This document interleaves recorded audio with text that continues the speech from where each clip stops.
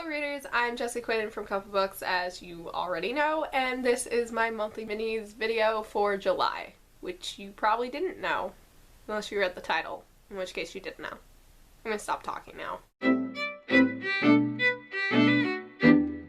I ended up finishing 8 books in July. I'm going to do individual full reviews of 3 of those books. As such, I decided to add in a few books that I read in May and June that I never got around to giving any reviews on. One of the books I read in spring was Murder on the Orient Express by Agatha Christie. This is the 9th book in her Hercule Poirot series. In this novel, world-famous detective Poirot is stuck on a train that has been snowed in, and a murder occurs in the middle of the night. There is no way of contacting the police in the snowstorm, so it is up to Poirot to figure out who did it. When I picked up this novel, I went in with really high expectations because this is one of Christie's most well-known works. However, despite all the praise for this mystery, I actually only thought this one was okay. It's extremely difficult to anticipate the twist if you haven't heard anything about this book, and in most instances that would be the marker of an excellent mystery novel, but because of the twist, which I'm not gonna give away, but because of the nature of the twist in this one, I actually feel this one wasn't as strong as it could have been. I gave Murder on the Orient Express 3 out of 5 stars on my Goodreads account. I liked it, but I wanted more from it. Then a book that I read in June but didn't do any sort of review on was One Solstice Night by Elora Bishop. This is the first novella in the Benevolence series. One Solstice Night is a wintry romance that follows a witch named Isabella Fox as she moves to a small town called Benevolence on top of Glimmer Mountain. Yes, it's called Glimmer Mountain, and yes, that is the silliest name for a fantasy setting I have run across in many, many years. However, bear with me.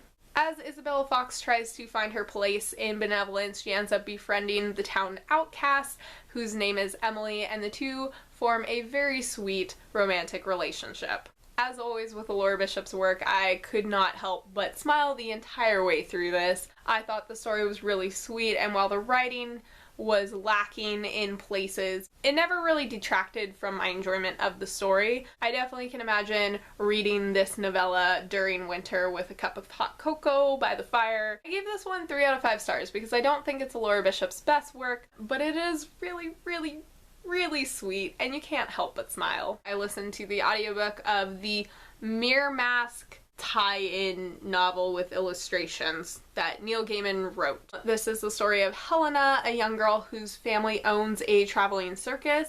Right after her mother falls ill and has to be taken to a hospital, Helena wakes up one night to find herself trapped in the drawings she has been drawing. In order to return to her own life, she has to find the MirrorMask, which is the charm that keeps the kingdoms of light and dark in this fantasy world from ripping each other apart.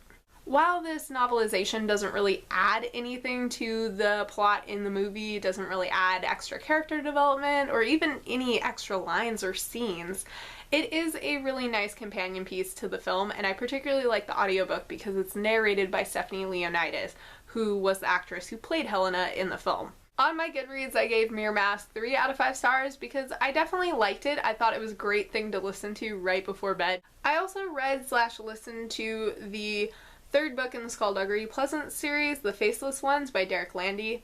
First off, I feel I should mention before anyone gets any bright ideas, you really shouldn't start with the 3rd book. A lot of the conclusion of this book hinges on plot points that are mentioned in the first 2 books. Or at least I hope they're mentioned in the first 2 books, otherwise that just came out of nowhere.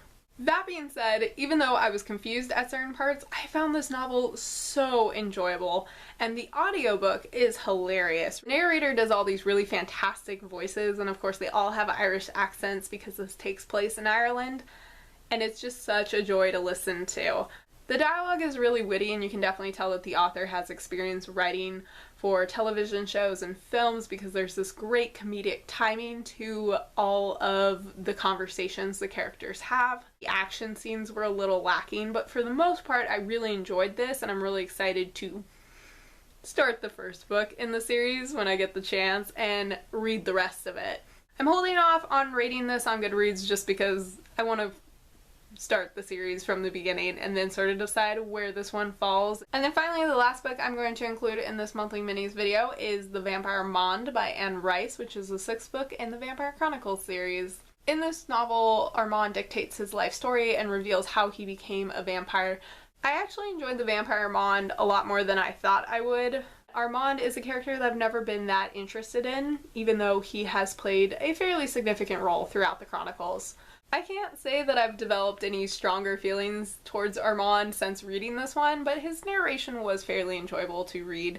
If you've already read Interview with the Vampire and The Vampire Lestat, this one can feel a little repetitive at times because a lot of the stuff Armand describes is experiences we've already had with other characters, particularly when he talks about the circumstances in which he became a vampire and what he learned during his first few years as a vampire, all things we have already seen in the other books. I gave The Vampire Armand 4 out of 5 stars, which is probably a little higher than I actually should, but it was just so enjoyable to be back with these characters that I know so well, and I've definitely missed them, even Armand. The books I will be doing full reviews on later in August are Legend by Marie Lu, which is the first book in a young adult's dystopian trilogy, I believe. Their Eyes Were Watching God by Zora Neale Hurston. Definitely gonna do a review on this one. And The Welsh Girl by Peter Ho Davies. Just an added bonus to listening to this one. What did you just do? Wait, why are you playing Frank Sinatra?